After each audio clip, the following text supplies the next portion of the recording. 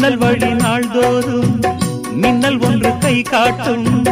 அம்மம்மா என்னைத்தான் ஆசைகளில் நீராட்டும். எனக்கும் உனக்கும் இருக்கும் நெருக்கம் இளமை தொடங்கி முதுமை வரைக்கும்.